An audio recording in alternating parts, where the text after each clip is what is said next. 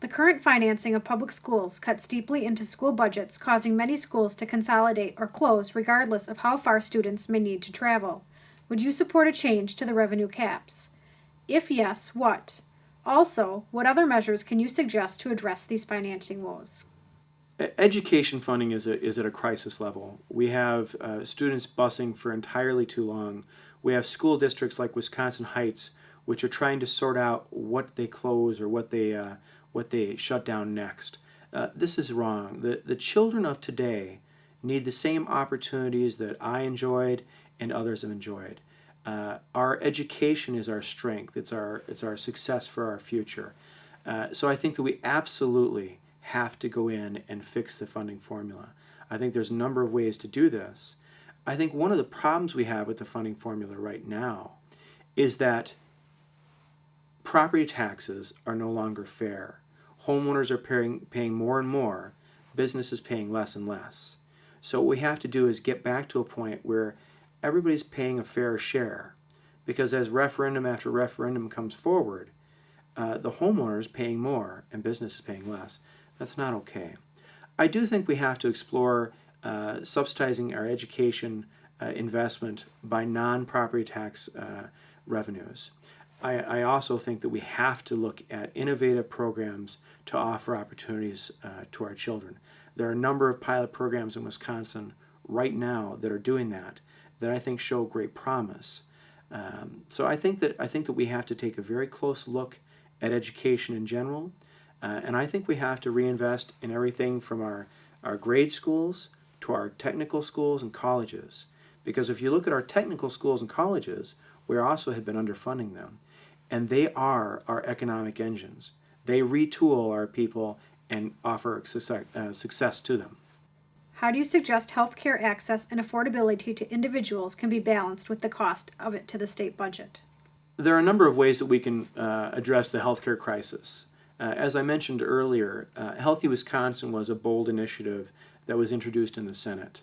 I support many of the tenets of Healthy Wisconsin.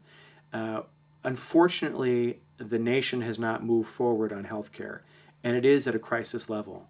Wisconsin has come up with some very creative, very successful programs like senior care. What I would like to see is something like Healthy Wisconsin that addresses the needs and concerns of small business. And I think the co-op model, where we allow people to buy in and where we go back to the federal government and say, we want to buy medication as a group to realize those savings. Healthy Wisconsin, based on actuarial studies, would have saved Wisconsinites $2 billion right at the beginning. This is stunning. So there is a way to knock down healthcare prices so that it's affordable for everyone. And I think if we can do this in a way that business is supportive of, Wisconsin will have an economic boom, and an innovative boom, in that businesses will come here because they won't have to worry about the economic uncertainty of healthcare costs. I also think it's imperative that we address the needs, the healthcare needs of our seniors, which have been lagging behind. Please share your specific ideas on tax reform and how to make the revenue system as fair as possible. I think there's a number of elements to this question on how to make taxes fair. First and foremost, if there's an agreement between the public and government about what something is going to go toward, such as the hunting and fishing fees or the vehicle registration fees, then we need to safeguard that and make sure that we're not using those funds to pay for something else. I think that's an agreement, a contract between government and the people paying those fees. If we want to fund other priorities, we need to fund those, but we can't steal from those funds. I think also what we have to do is close some of the big loopholes that are out there.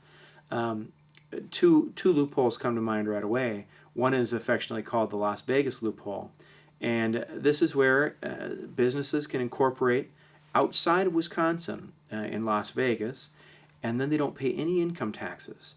That would be similar to me opening a P.O. box in Iowa City and saying, I don't want to pay property taxes. I have a P.O. box in Iowa. It doesn't work. It's not fair. Homeowners can't do it. We don't have stable of attorneys to tax attorneys to find these loopholes. So I think that we have to get back to what is fair, what is right, and what is just. I think that Wisconsinites are willing to pay fair taxes because we like good services. We like strong infrastructure. So I think that we're willing to do that, but we must have fair taxes. That is absolutely essential. I think the biggest priorities in transportation is making sure that we have strong, healthy infrastructure outside of just the Milwaukee area. There are many areas in Wisconsin with roads that are desperately in need of work that we need to look at. I also think that Wisconsin really seriously needs to look at mass transit options for down the road. One of the things I worked on for Rock County was a study to look and see if it makes sense yet to bring Metra, the Chicago commuter rail, up into Rock County. And actually, as we were looking at the plan, we expanded that to all the way to Madison.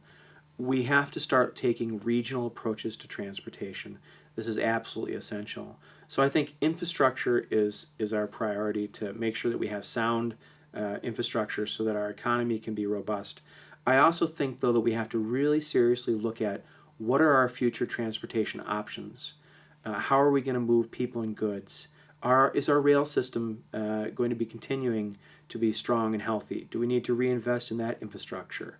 So I think there are a number of things we can do, but I think the priority, of course, is strong infrastructure, and then future wise investment and thoughtful approach to that growth, I think is a vital thing. And I don't think it's happening to the extent that we need have it done now. There are many ways to assist young people to grow and move forward into adulthood as productive members of Wisconsin. There are many diverse issues that the legislature touches on here. Please share any specific ideas you have to support these endeavors. I think the way that the state can best help its young people is by offering them the opportunity to succeed. And I think that it's very clearly proven that education is the stepping stone out of poverty and to opportunity. I am worried that the crisis in education funding is causing a diminished amount of opportunities for our children.